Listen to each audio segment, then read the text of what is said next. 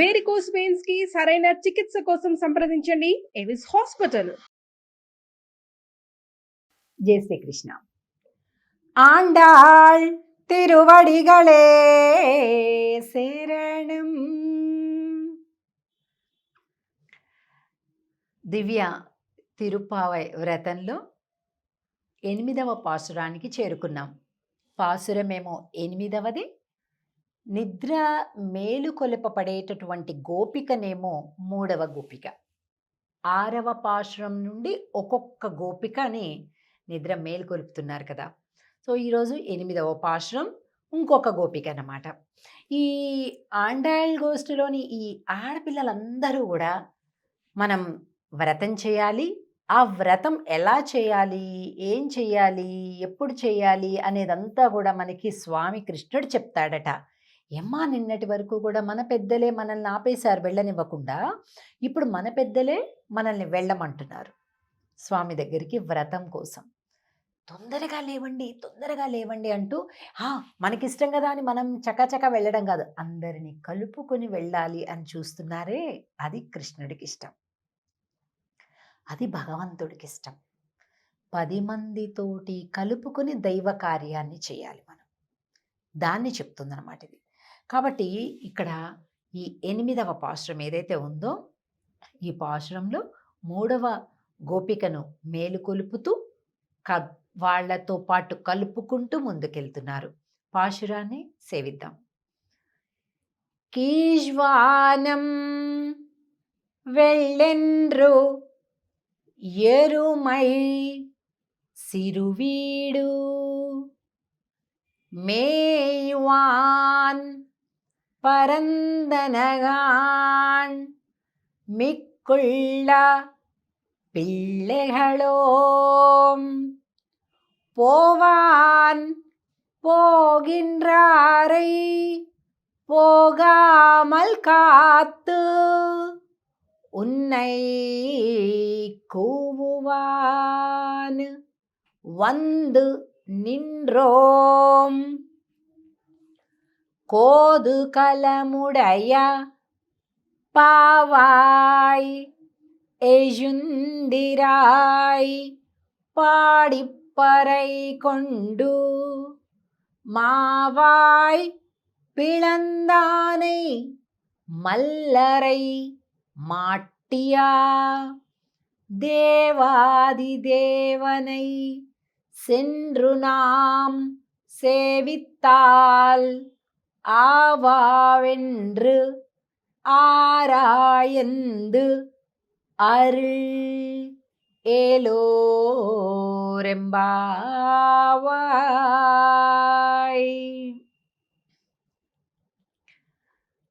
కోదు కలముడయ పావాయ్ అంటున్నారు. ఓ పతివ్రత స్త్రీ అంటున్నారు. ఏంటి పతివ్రత లక్షణాలు? భర్తని తప్ప మరొకరిని గురించి తలపులోకి కూడా రానివ్వనటువంటి, చక్కగా భార్యా ధర్మాన్ని నిర్వర్తించేటటువంటి వాళ్ళని అంటాం కదా.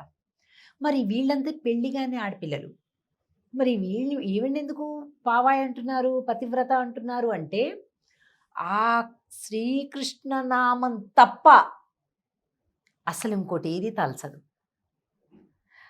కృష్ణుడే కావాలి. హనుమంతుడికి ఎలాగైతే రాముడు ఒక్కడే కావాలో అలాగే ఈ గోపిక కృష్ణుడే కావాలన్నమాట. ఇంకే దేవీ దేవతల్ని కూడా ఆమె స్మరించదు, పూజించదు, జపించదు. అందుకని పతివ్రత స్త్రీ అంటున్నారు.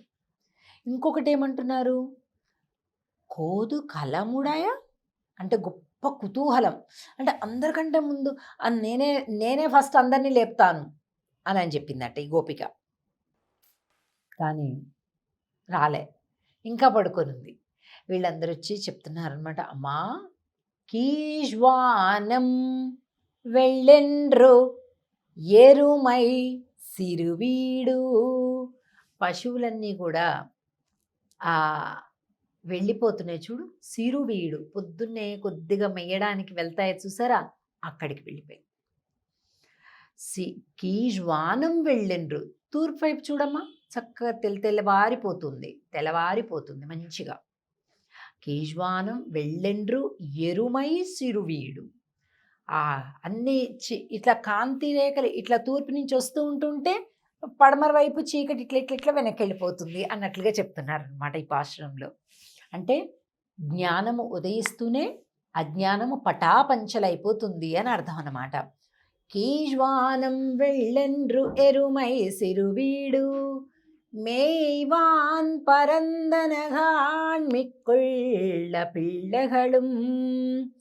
మిగిలిన పిల్లలందరూ వచ్చేశారు. అందరూ మిక్కుళ్ళ పిల్లగళం అందరూ వచ్చేసేసారు. ఆహా, అందరూ వచ్చేసారా, ఇంకా నేనెందుకో అని గోపిక అంటుంటే, అమ్మా పోవాన్ పోగిన్రారై పోగామల్ కాత్, పోవడమే ప్రయోజనంగా పోతూ ఉన్నాం. అంటే వెళ్ళాలి వెళ్దామని బయలుదేరాం, కానీ నువ్వు రాలేదు అన్న విషయం ఒక్క నిమిషం ఆలస్యంగా చూసి ఏం చేసాం, వెంటనే ఆగిపోయాం, అందరం ఆగిపోయాం.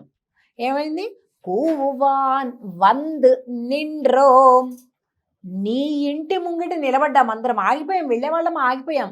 అంటే బయలుదేరారు కదా, వెళ్తున్నారు కదా, వెళ్ళండిలే. నువ్వు లేకుండా మేము వెళ్ళాం. మేమనుకున్నాం నువ్వు ఉన్నావు అనుకున్నాం, అనుకొని బయలుదేరాం. కానీ చూడగానే ఏమైంది, నువ్వు లేవు. అది తెలిసిన వెంటనే ఎక్కడ వాళ్ళం అక్కడ ఆగిపోయి నీ ఇంటి ముందుకు వచ్చి నిలబడ్డాము.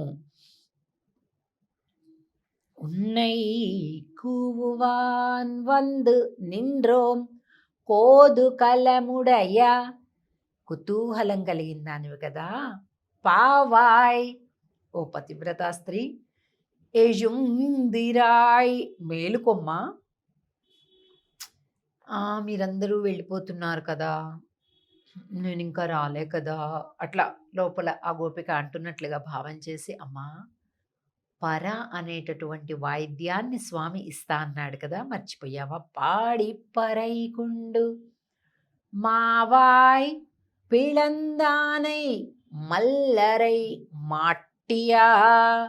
అంటే ఆ కేశి అనేటటువంటి గుర్రమును ఇట్లాగా చీల్చివేసేసాడు.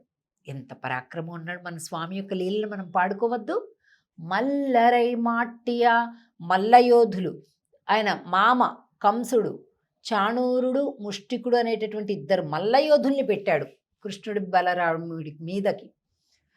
వాళ్ళని మట్టి గర్పించేశారు. ఎంత పరాక్రమం మన స్వామిది, మర్చిపోయావా? మనందరం కలిపి ఆ ముచ్చట్లు చెప్పుకోవద్దు, ఆ పాటలు పాడుకోవద్దు? రా తల్లి. మల్లరై మాట్టియా, మామూలు వాడ మన స్వామి, మన కళ్ళకెదురుగా మన స్నేహితుల్లాగా కనిపిస్తున్నాడు, కానీ దేవాది దేవనై సెన్రునాం సేవిత్తాల్, ఆ దేవదేవుడమ్మా ఆయన్ని సేవించడానికి వెళ్తున్నాం. ఆవావెండ్రు ఆరాయంద్, అమ్మో అంత దేవదేవుడా, మన మొరలు వింటాడా, మనతో మాట్లాడతాడా, మనకేం కావాలో ఇస్తాడా?